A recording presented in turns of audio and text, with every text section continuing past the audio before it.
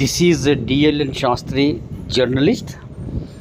ఈరోజు ఉదయం గౌరవశ్రీ కోట్ల జయసూర్య ప్రకాష్ రెడ్డి గారిని కలవడం జరిగింది.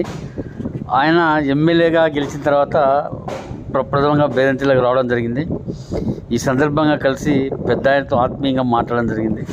ఒక సమస్య గురించి కూడా చెప్తే స్పందించారు. నిజంగా మహానుభావుడు అనకూడదు, కల్మషం లేని వ్యక్తి, అంతటి హోదాపరుడు.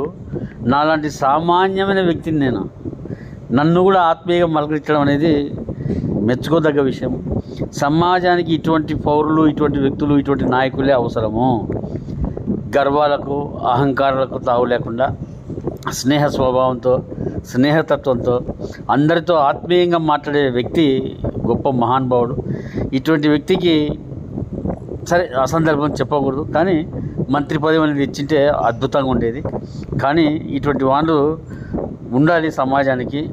ఇటువంటి వాళ్ళు అద్భుతమైన వాళ్ళు.